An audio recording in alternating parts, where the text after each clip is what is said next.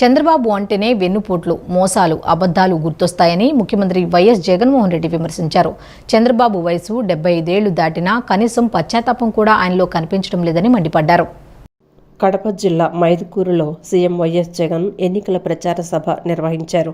ప్రస్తుతం ఉన్న పథకాలన్నీ కొనసాగిస్తామని, చంద్రబాబుకు ఓటేస్తే నష్టమని, పథకాలన్నీ ఆపేస్తాడని సీఎం విమర్శించారు. పేదలకు, బాబు మోసాలకు మధ్య జరుగుతున్న ఎన్నికలివన్నీ తెలిపారు. వైఎస్ జగన్కు ఓటేస్తే పథకాలు కొనసాగుతాయని, పొరపాటున బాబుకు ఓటేస్తే పథకాలు ముగింపేనని సీఎం జగన్ అన్నారు.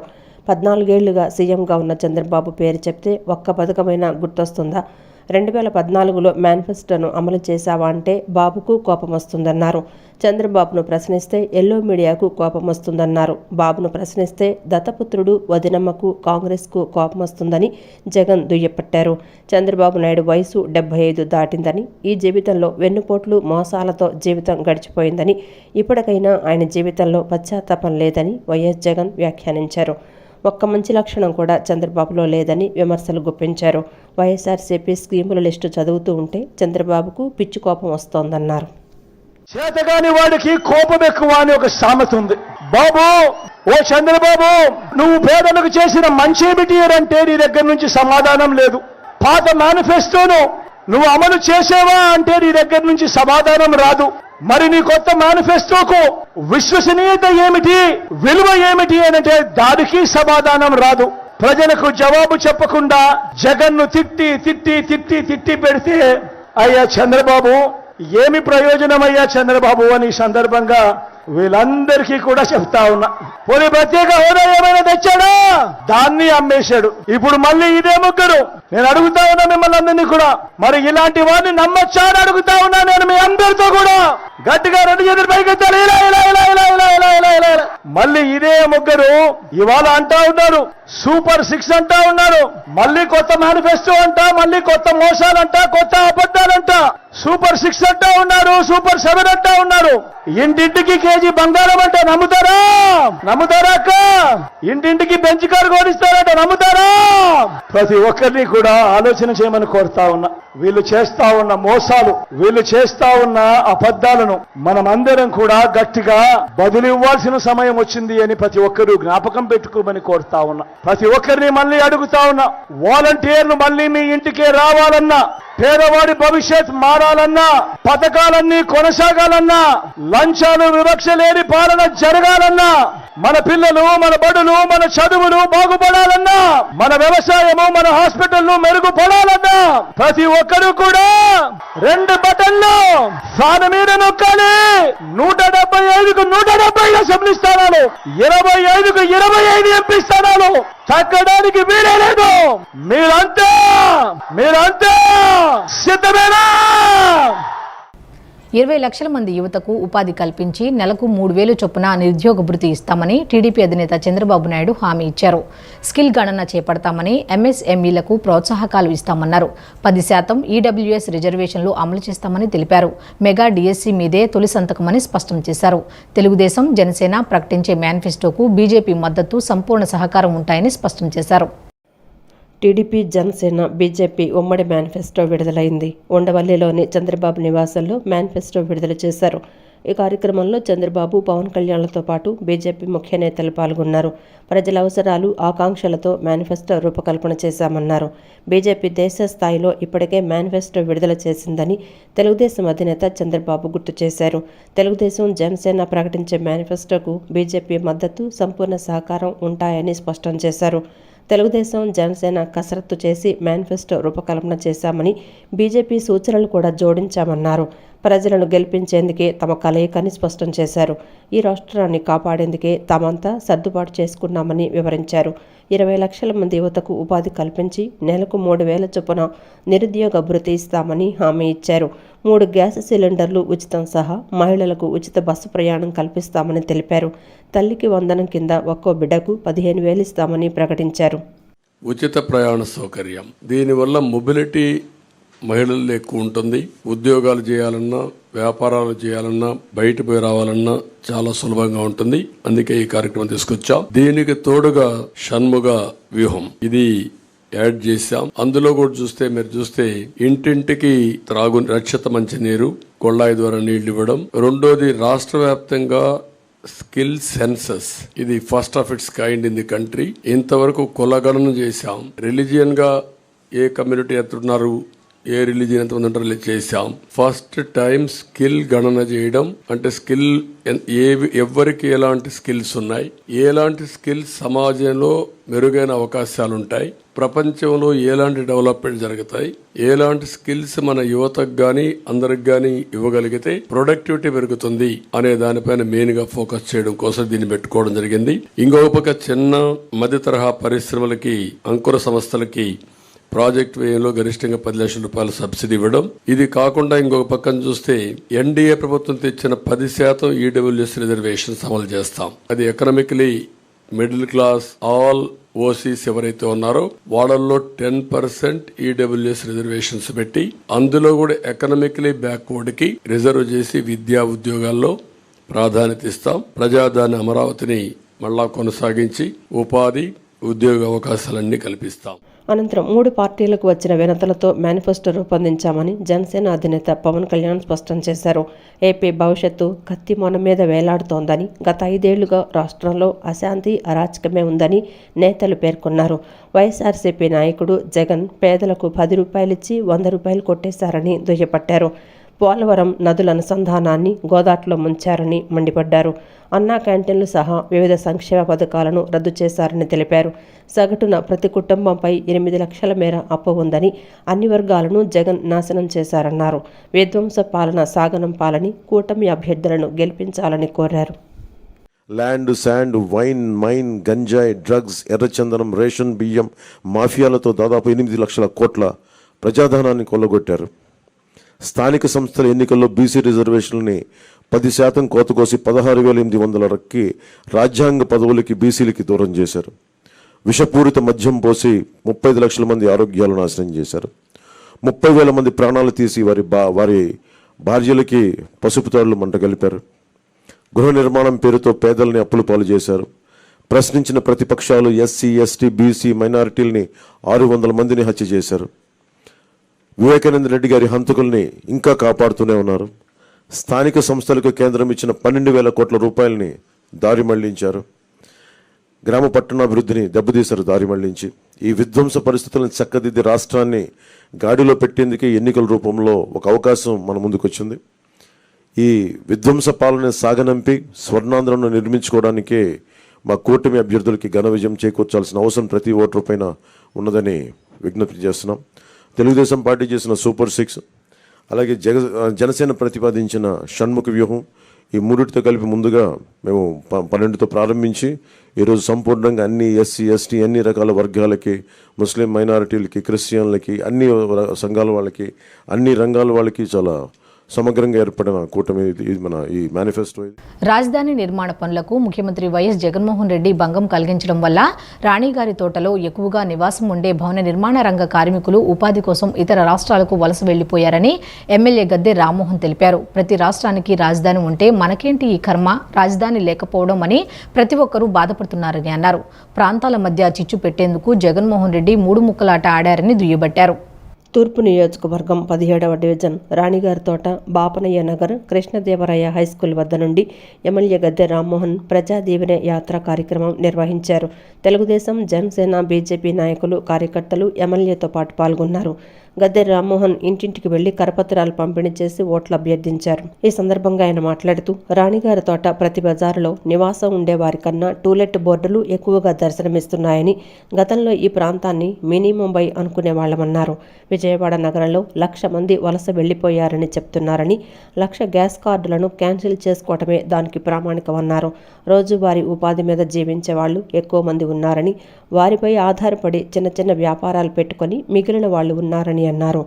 రాజధాని నిర్మాణ పనులకు ముఖ్యమంత్రి జగన్మోహన్ రెడ్డి భంగం కలిగించడం వలన రాణిగారి తోటలో ఎక్కువగా నివాసం ఉండే భవన నిర్మాణ రంగ కార్మికులు ఉపాధి కోసం ఇతర రాష్ట్రాలకు వలస వెళ్లిపోయారని తెలిపారు. రాష్ట్ర ప్రజలు అమరావతి రాజధానిగా ఉండాలని విశాఖపట్నం, కర్నూలు ప్రజలు చెప్తున్నారని అన్నారు. మన రాజధానిని మనం కాపాడుకుంటే ప్రతి ఒక్కరికి ఉపాధి అవకాశాలు లభిస్తాయని, టూలెట్ బోర్డులు కనిపించవని, వ్యాపారాలు పెరుగుతాయని చెప్పారు. అటువంటి రాజధాని కోసం ప్రజలందరూ ఆలోచించి ఓటు వేయాలన్నారు. రాజధానిని రక్షించుకుంటే అదే మనకి అన్నం పెడుతుందన్నారు. 13న జరిగే ఎన్నికల్లో సైకిల్ గుర్తుకు ఓటు వేసి గెలిపించాలని కోరారు. ఇవాళ ఓటేసే ప్రతి ఒక్కరు కూడా మన రాజధానిని మనం కాపాడుకోగలిగితే ఈ టూలెట్ బోర్డులు అన్నీ కూడా ఇక అవసరం లేదు. అంతమంది ఇళ్లలో వచ్చేసి నివాసం ఉంటుంటే వ్యాపారస్తులు ఇవాళ ఉన్న 10 కోట్లు 100 కోట్లు అయ్యే అవకాశం ఉంటుంది. ప్రతి ఒక్కళ్ళు కూడా ఉపాధి ఉంటుంది. రాజధాని పని చేసుకునే వాళ్ళకి పని ఇస్తుంది, చదువుకునే వాళ్ళకి చదువుకునే అవకాశాలు ఇస్తుంది. వాళ్ళ ఎయిమ్స్ హాస్పిటల్ అక్కడ కాలేజీ వచ్చిందంటే అది రాజధాని. మనకి విజయవాడలో రాజధాని ఉండబట్టే ఎయిమ్స్ హాస్పిటల్ వచ్చింది, ఎయిమ్స్ కాలేజీ కూడా వచ్చింది. అదేవిధంగా చదువు పూర్తయిన వాళ్ళకి ఉద్యోగాలు ఇచ్చే శక్తి రాజధానికి ఉంది. వ్యాపారస్తులకు వ్యాపారాలు చేసుకునే అవకాశం ఇచ్చే శక్తి రాజధానికి ఉంది. అలాంటి రాజధాని కాపాడుకోవడానికి రాజకీయాలకు అతీతంగా, కులాలకి మతాలకు అతీతంగా రాజధాని మాకు కావాలని ఓటు ద్వారా తెలియజెప్పమని ఇక్కడ ప్రజలు విజ్ఞప్తి చేస్తూ ఉన్నాను. ఒక రాజధాని వస్తే మనందరికీ కూడా కూడుబెట్టేది వృక్షే రక్షితో రక్షిత అన్నారు. అంటే చెట్టును మనం రక్షిస్తే ఆ చెట్టు మనందరినీ రక్షిస్తుందనే సామెత. రాజధానిని మనం రక్షిస్తే ఆ రాజధాని మొత్తం అందరికీ అన్నం పెట్టుద్ది అనేది ఇవాళ అందరి ఆలోచన. అందువల్ల మరొక్కసారి మీ ద్వారా కోరుతా ఉన్నాను. అనంతరం బీజేపీ నాయకులు పోతంశెట్టి నాగేశ్వరరావు, జనసేన నాయకులు మాట్లాడుతూ రాణిగారి తోటలో పారిశుధ్యం లోపించిందని, డ్రైనేజీ వ్యవస్థ అస్తవ్యస్తంగా ఉందని చెప్పారు. ఉపాధి లేక కార్మికులు వలస వెళ్లిపోయారని అన్నారు. మౌలిక సదుపాయాలు కూడా కల్పించలేని దుస్థితిలో వైసీపీ ప్రభుత్వం ఉందన్నారు. సుమారు 70 నుంచి 80 వేల మంది కార్మికులు వలస వెళ్ళినటువంటి పరిస్థితి. ఈరోజు భవన నిర్మాణ కార్మికులు రాష్ట్రం అంతా కూడా 40 లక్షల మంది ఉంటే ఇక్కడ సుమారుగా 1 లక్ష మంది పనిచేస్తున్నారు. వీళ్ళకి ఇసుక లేకపోని కారణంగా సుమారు అనుబంధ రంగాల కార్మికులు సుమారుగా 20 రంగాల కార్మికులు వలస వెళ్ళినటువంటి పరిస్థితి. అదేవిధంగా రాజధాని ఉంటే ప్రత్యక్షంగానే పరోక్షంగానే సుమారుగా 1 లక్ష మంది కార్మికులకు ఉపాధి దొరికేటువంటి పరిస్థితి. అంటే మౌలిక సదుపాయాలు కూడా కల్పన చేయలేటువంటి ఈ యొక్క రాష్ట్ర పరిస్థితి. ఈరోజు నిత్యావసర వస్తువు ధరలు కూడా పెరిగిపోయి విపరీతంగా ఉన్నటువంటి ఈరోజు పరిస్థితులు సామాన్య మానవుడు బ్రతకలేని పరిస్థితుల్లో ప్రతి మనిషి చెప్పడం జరిగింది. మరి ఈ రోజున అతను ఏ హోదాతో మరి కరకట్ట నిర్మాణం మొత్తం కూడా మేమే చేసామని చెప్పుకోవడం జరుగుతుందో మాకైతే అర్థం కావట్లేదు. మరి అలాగా లేనిపోని వ్యాఖ్యలు చేసుకుంటూ మరి జనంలో తేలికావడం తప్పితే ఈ రోజున శాసనసభ్యుడిగా గద్దె రామ్మోహన్ గారు అనేక సంక్షేమ కార్యక్రమాలు ప్రజల్లోకి తీసుకొని వెళ్తున్నారు. అలాగే రేపు రాబోయే రోజుల్లో కూడా మరి వచ్చే మా ఎన్డీఏ కూటమిలో మరి ప్రజలకి మరింత దగ్గరయ్యి అనేక సేవా కార్యక్రమాలు మా కూటమి తరపున చేస్తామని చెప్పి తెలియజేసుకుంటూ ఈ అవకాశం ఇచ్చినందువరకు ధన్యవాదాలు. ప్రధాని నరేంద్ర మోదీ వైసీపీ ప్రభుత్వం అవలంబిస్తున్న ప్రజా వ్యతిరేక విధానాల వల్ల రాష్ట్రం అన్ని రంగాల్లోనూ సర్వనాశనమైందని కాంగ్రెస్ పార్టీ తూర్పు నియోజకవర్గ అభ్యర్థి పొనుగుపాటి నాంచారయ్య తెలిపారు. నరేంద్ర మోదీ ప్రభుత్వ రంగ సంస్థలను అమ్మేసి యువతకు ఉపాధి లేకుండా చేస్తున్నారని అన్నారు. అభివృద్ధి లేకుండా దేశాన్ని సర్వనాశనం చేసిన మోదీని ఇండియా కూటమి ద్వారా ఓడిస్తేనే దేశ ప్రజలు నిలదొక్కుంటారని తెలిపారు. కాంగ్రెస్ పార్టీ తూర్పు నియోజకవర్గం అభ్యర్థి పొనుగుపాటి నాంచారయ్య నేడు లయోలా కాలేజీ పరిసర ప్రాంతాలలో ఎన్నికల ప్రచారం నిర్వహించారు. ప్రతి ఇంటికి వెళ్లి కరపత్రాలు పంపిణీ చేసి ఓట్లు అభ్యర్థించారు. ఈ సందర్భంగా ఆయన మాట్లాడుతూ రాష్ట్రంలో వైసీపీ ప్రభుత్వం సంక్షేమ పథకాల పేరిట ప్రజలను మభ్యపెడుతున్నారని అన్నారు. సంక్షేమ పథకాలు పేరు పెట్టి వాటిని సక్రమంగా అమలు చేయకుండా ప్రజలను ఇబ్బందులకు గురిచేస్తున్నారని అన్నారు. ఆ ప్రభుత్వం కూడా త్వరలో కూలిపోతుందని తెలిపారు. వైఎస్ రాజశేఖర రెడ్డి బిడ్డ తండ్రి ఫోటో పెట్టి విజయం సాధించి ప్రజలకు ఏదో చేస్తానని చెప్పి అన్ని రంగాల్లోనూ విఫలమయ్యారని అన్నారు. వైఎస్ రాజశేఖర రెడ్డి బిడ్డ కదా ప్రజలకు ఎంతో మేలు చేస్తాడనుకుంటే ప్రజలను అవస్థలకు గురిచేస్తున్నాడని అన్నారు. రాష్ట్రం అప్పులమయమైందని తెలిపారు. రాజశేఖర రెడ్డి ఆశయాలు ఇంటింటికి వెళ్లాలంటే షర్మిలను గెలిపించాలని కోరారు. పేద బడుగు బలహీన వర్గాల సమస్యలు తీరుతాయన్నారు. వైఎస్ హయాంలో జరిగిన అభివృద్ధి తప్ప గత 10 ఏళ్లు ఎటువంటి అభివృద్ధి జరగలేదన్నారు. అన్నింటినీ కూడా అమ్మేసి మన భారత ప్రభుత్వాన్ని ప్రజలకు దూరం చేసి ఏ నిరుద్యోగ యువతలు కానీ ఏ విధంగా కూడా అభివృద్ధి లేకుండా భారతదేశాన్ని సర్వనాశనం చేసినటువంటి నరేంద్ర మోడీని మనం ఇండియా కూటమి నాయకుల ద్వారా ఓడిస్తే కానీ మనం భారత ప్రజలు నిలదొక్కుంటారు. అదేవిధంగా ఆంధ్రప్రదేశ్ రాష్ట్రంలో మనం చూస్తున్నటువంటి ఇప్పుడున్నటువంటి వైసీపీ ప్రభుత్వం అన్ని రంగాల్లో కూడా అభివృద్ధి రంగాల్లో కూడా మరి విఫలమైనటువంటి పరిస్థితులు మనం చూస్తూ ఉన్నాం. అదేవిధంగా మరి సంక్షేమ పథకాలని పేరు పెట్టి అవి కూడా సక్రమంగా అందజేయకుండా ప్రజలను నరకం చూపిస్తున్నటువంటి జగన్మోహన్ రెడ్డి ప్రభుత్వం కూడా అతి త్వరలో కూడా కుప్పకూలిపోతుంది. మరి డాక్టర్ వైఎస్ రాజశేఖర రెడ్డి గారి ముద్దుబిడ్డ అయినటువంటి శర్మిలమ్మ నాయకత్వంలో ఆంధ్రప్రదేశ్ కాంగ్రెస్ కమిటీ విజయపథంలో దూసుకుపోతూ ఉంది. మరి మీరు చూస్తూ ఉన్నారు, మరి రాజశేఖర రెడ్డి గారికి 2 బిడ్డలు ఉన్నటువంటి పరిస్థితుల్లో ఒక బిడ్డ రాజశేఖర రెడ్డి గారి ఫోటో పెట్టుకుని మరి విజయం సాధించి ప్రజలకు ఏదో చేస్తారని చెప్పి మరి ఈ 5 సంవత్సరాల్లో అన్ని రంగాల్లో కూడా విఫలమైనటువంటి పరిస్థితి మనం చూసాం. ఆంధ్ర మాల్యాగా పిలిచే బీజేపీ అభ్యర్థి సుజనా చౌదరి భాగవతం గురించి ప్రతి ఒక్కరికి తెలుసు అని పెయిడ్ ఆర్టిస్టులతో ఎన్నికల ప్రచారం చేస్తున్నారని విజయవాడ పశ్చిమ నియోజకవర్గ వైఎస్ఆర్సీపీ ఎమ్మెల్యే అభ్యర్థి షేక్ ఆసిఫ్ విమర్శించారు. వైఎస్ఆర్సీపీలో అనేక పదవులు అనుభవించి కేవలం డబ్బుల కోసం సుజనా చౌదరి పక్షాన చేరి కావాలని నియోజకవర్గంలో అలజడి సృష్టిస్తున్నారని ధ్వజమెత్తారు. నగరంలోని 41వ డివిజన్ హరిజనవాడ మసీదు వీధి ప్రాంతాల నుండి గడప గడపకు కార్యక్రమంలో ముఖ్య అతిథులుగా విజయవాడ ఎంపీ అభ్యర్థి కేశినేని నాని, పశ్చిమ నియోజకవర్గ ఎమ్మెల్యే అభ్యర్థి షేక్ ఆసిఫ్లు కలిసి ఎన్నికల ప్రచారాన్ని నిర్వహించారు. స్థానిక కార్పొరేటర్ ఎండి ఇర్ఫాన్, ఏపీఐఏసీ చైర్మన్ బండి పుణ్యశీల, పలువురు వైఎస్ఆర్సీపీ ప్రజాప్రతినిధులు, పార్టీ నేతలు, కార్యకర్తలు, అభిమానులతో కలిసి పర్యటించారు. ప్రతి ఇంటికి వెళ్లి ప్రజా సమస్యలు తెలుసుకుంటూ ఎన్నికల ప్రచారంలో ముందుకు దూసుకుపోతున్నారు. అనంతరం ఆసిఫ్ మాట్లాడుతూ 43వ డివిజన్ను కార్పొరేటర్ ఇర్ఫాన్ కోట్లాది రూపాయలతో అభివృద్ధి చేశారని తెలిపారు. పశ్చిమ నియోజకవర్గానికి రెడీమేడ్ నాయకులు పుట్టుకొచ్చి మతోన్మాదాన్ని రెచ్చగొడుతున్నారని చెప్పారు. కులమతాల మధ్య చిచ్చు పెట్టే వారికి ప్రజలే బుద్ధి చెప్పాలని ఆసిఫ్ పిలుపునిచ్చారు. సుజనా చౌదరి భాగవతం గురించి ప్రజలందరికీ తెలుసని, ఆంధ్ర మాల్యాని పిలుస్తారని ఎద్దేవా చేశారు. వైఎస్ఆర్సీపీలో అనేక పదవులు అనుభవించి కేవలం డబ్బుల కోసం సుజనా చౌదరి పక్షాన చేరి కావాలని అలజడి సృష్టిస్తున్నారని ధ్వజమెత్తారు. దేవుడి దయ, జగనన్న ఆశీస్సులతో ఎంపీ కేశినేని నాని, నేను మీ ముందుకొస్తున్నామని ఆశీర్వదించి గెలిపించాలని విజ్ఞప్తి చేశారు. 41వ డివిజన్లో ఎన్నికల ప్రచారం విజయవంతంగా సాగిందని, ప్రజలంతా ఫ్యాన్ గుర్తుకు ఓటు వేసి ఎంపీ కేశినేని నాని, ఆసిఫ్ను గెలిపిస్తామని చెప్తున్నారని కార్పొరేటర్ ఇర్ఫాన్, ఏపీఐఏసీ చైర్మన్ బండి పుణ్యశీల స్పష్టం చేశారు. భారీ మెజార్టీతో గెలిపించే దిశగా మీరు అందరూ అండగా ఉండాలి. అలాగే ఎమ్మెల్యేగా నేను పోటీ చేస్తున్నాను. దేవుడి దయ, జగనన్న ఆశీస్సులతో మేము మీ ముందుకు వస్తున్నాం. తప్పకుండా మీ ఆశీర్వాదం కావాలి. ప్రజాపక్షాన నిలబడే పార్టీ వైఎస్ఆర్ కాంగ్రెస్ పార్టీ, ప్రజల్లో మమేకమయ్యే పార్టీ వైఎస్ఆర్ కాంగ్రెస్ పార్టీ, ప్రజా సమస్యలు తెలుసుకుని ముందుకెళ్తున్న పార్టీ వైఎస్ఆర్ కాంగ్రెస్ పార్టీకి అండగా ఉండాలి. తప్పకుండా హ్యాట్రిక్ దిశగా ఇద్దరిని గెలిపించే దిశగా మీరు అందరూ అడుగులు వేయాలని చెప్పేసి, అలాగే ఈ యొక్క గడప గడప కార్యక్రమంలో మా పార్టీ చైర్మన్లు, డైరెక్టర్లు, కార్పొరేటర్లు, వైఎస్ఆర్సీపీ అనుబంధ సంఘాల నాయకులు, అలాగే వైఎస్ఆర్సీపీ అభిమానులు, కార్యకర్తలు అందరూ కలిసి కట్టుగా ఎంపీ గారి, ఎమ్మెల్యే గారి విజయం కోసం ప్రతి ఒక్క అడుగు మేము ఉన్నామని చెప్పి భరోసా కల్పిస్తూ ముందుకెళ్తున్నారు. తప్పకుండా ఎంపీ, ఎమ్మెల్యే విజయవాడ ఏదైతే విజయవాడలో 7 సీట్లు ఉన్నాయో ఆ 7 సీట్లు కూడా వైఎస్ఆర్సీపీ కైవసం చేసుకుంటుంది. ఎంపీ గారైన నాని గారు భారీ మెజార్టీతో గెలుస్తారని చెప్పేసి మీడియా సందర్భంగా తెలియజేసుకుంటూ, నిలబడి చాలా ఇబ్బందులు గురి అవుతున్న వాళ్ళు మన ప్రభుత్వం వచ్చిన తర్వాత మంచి సీసీ రోడ్లు కానీ, మన స్వాతి దాకా కల్వట్టు నీళ్లు వెళ్ళిపోవడానికి కల్వట్టు కూడా నిర్మించడం జరిగింది. అలాగే ముస్లిమ్స్ బరెల్ గ్రౌండ్ కూడా అభివృద్ధి చేయడం జరిగింది. సుమారుగా నా చిన్న డివిజన్ అయినా సరే 25 కోట్ల రూపాయలు ఖర్చు పెట్టడం జరిగింది. దీన్ని చూస్తే వైసీపీ ప్రభుత్వం వీళ్ళు అంటున్నారు అభివృద్ధి లేదు. ఈ 25 కోట్లు ఖర్చు పెట్టి రోడ్లు కానీ అన్ని సదుపాయాలు కల్పించింది ప్రభుత్వం మా వైసీపీ ప్రభుత్వం కాదా? ఇది అభివృద్ధి కాదా? నేను మిత్రపక్షాలకు ప్రశ్నిస్తున్నాను.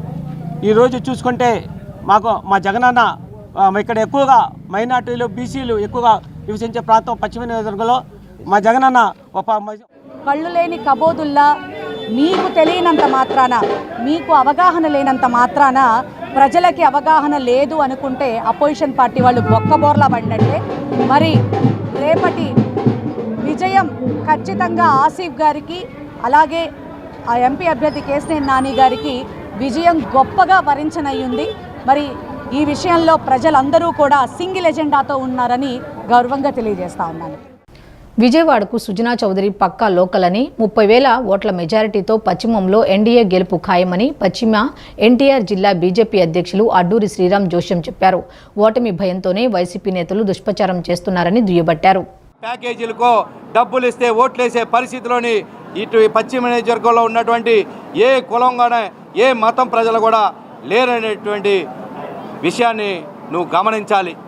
రాజకీయాల్లో తిరిగానన్నావు 10 సంవత్సరాలు, 30 సంవత్సరాల నుంచి పార్టీలో పనిచేస్తూ ఉన్నాం.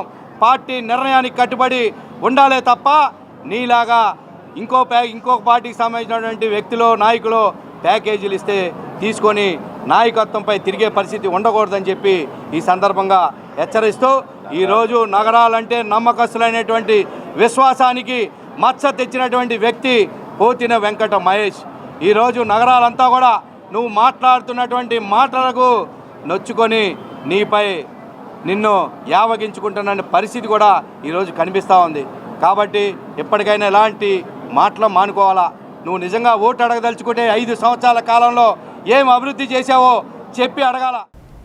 విజయవాడ పశ్చిమ నియోజకవర్గానికి సుజనా చౌదరి అనే గ్రహణం పట్టుకుని డబ్బు అహంకారంతో పేద ప్రజలను మోసం చేస్తున్నారని జై భీమ్రావ్ భారత్ పార్టీ పశ్చిమ నియోజకవర్గ ఎమ్మెల్యే అభ్యర్థి పరసాద్ విమర్శించారు. నగరంలోని 1 టౌన్ చిట్టినగర్ జై భీమ్రావ్ భారత్ పార్టీ కార్యాలయంలో నియోజకవర్గ ఎమ్మెల్యే అభ్యర్థి పరసాద్ విలేకరుల సమావేశాన్ని నిర్వహించారు. తాను జై భీమ్రావ్ భారత పార్టీ తరపున విజయవాడ పశ్చిమ నియోజకవర్గ ఎమ్మెల్యేగా పోటీ చేస్తున్నట్లు పరసాద్ తెలిపారు. సుజనా చౌదరి 6,000 కోట్ల రూపాయలను బ్యాంకులను మోసం చేసిన వ్యక్తిని ఎమ్మెల్యేగా నిలబెడతారా అని విమర్శించారు. బీజేపీ పార్టీ ఒక ఆర్థిక నేరస్తుడిని తీసుకువచ్చి మత కలహాలు సృష్టిస్తున్నారని పరసాద్ శ్రీనివాసరావు తెలిపారు. ఈ పశ్చిమ నియోజకవర్గంలో నీకేం సంబంధం? పశ్చిమ నియోజకవర్గంలో ఏ రోజన్నా ఒక్క రాత్రి నువ్వు నిద్ర చేసావా? ఇక్కడ ఈ రోజు నువ్వు పశ్చిమ నియోజకవర్గంలో ఓటీ నీకు అనౌన్స్ ఈ యొక్క కూటమి అభ్యర్థిగా నిన్ను అనౌన్స్ చేసిన దగ్గర నుంచి ఒక్క రాత్రైనా ఇక్కడ నిద్ర చేసావా? అటువంటి నీకు పశ్చిమ నియోజకవర్గంలో ఓటర్లు ఎందుకు ఓటేయాలి? తస్మాత్ జాగ్రత్త. ప్రజలారా ఒకసారి గమనించండి. ఇటువంటి మతోన్మాత ఈ యొక్క ఒక శక్తి ఈ పశ్చిమ నియోజకవర్గంలో ప్రశాంతంగా ఉన్న పశ్చిమ నియోజకవర్గంలో కుల మతాల మధ్య ఈ ఎస్సీ ఎస్టీ బీసీ మైనార్టీలు ఎంతో ప్రశాంతంగా పశ్చిమ నియోజకవర్గంలో కులాల మధ్య మతాల మధ్య చిచ్చిపెట్టి ఇక్కడ రావణ కాష్టం చేయాలని చెప్పి ఈ సుజనా చౌదరి అనే ఒక ఆర్థిక నేరస్తుని తీసుకొచ్చి ఈ బీజేపీ గవర్నమెంట్ ఇక్కడ పోటీ చేయిస్తుంది. అంతేకాదు ఇక్కడ చాలా అరాచకాలు జరుగుతున్నాయి. ఏ మసీదులోకి అయితే ఈరోజు సుజనా చౌదరి వెళ్ళాడో ఆ మసీదునే రేపొద్దున టార్గెట్ చేసి ఆ మసీదులోనే గొడవలు జరుగుతాయి. ఏ చర్చిలోకి అయితే వెళ్ళాడో ఆ చర్చిలోనే ఈ సుజనా చౌదరి గొడవలు చేయడం. దళితులకు చెందాల్సిన 72,000 కోట్ల ఎస్సీ ఎస్టీ సప్లాన్ నిధులు దారి మళ్లించిన జగన్మోహన్ రెడ్డి వైఎస్ఆర్సీపీ పార్టీని వచ్చే ఎన్నికల్లో భూస్థాపితం చేయాలని ప్రబుద్ధ రిపబ్లికన్ పార్టీ రాష్ట్ర అధ్యక్షులు దాసరి చెన్నకేశవులు కోరారు. జగన్ 5 ఏళ్లు పాలనలో ఇసుక దోపిడీ, నాడు నేడు, జగనన్న ఇళ్లు ఇలా అనేక పథకాల్లో అవినీతి అక్రమాలు చేస్తూ అభివృద్ధిని గాలికి వదిలేశారని మండిపడ్డారు. నగరంలోని భవానీపురం ఓ హోటల్ వద్ద రిపబ్లికన్ పార్టీ రాష్ట్ర అధ్యక్షులు డాక్టర్ దాసరి చెన్నకేశవుల ఆధ్వర్యంలో బహుజన ప్రజా సంఘాల నాయకులతో రౌండ్ టేబుల్ సమావేశాన్ని నిర్వహించారు. అనంతరం దాసరి చెన్నకేశవులు మీడియాతో మాట్లాడుతూ 5 ఏళ్లు జగన్మోహన్ రెడ్డి పరిపాలనలో సంక్షేమం, అభివృద్ధి కన్నా అవినీతి అక్రమాలపైనే దృష్టి పెట్టారని విమర్శించారు.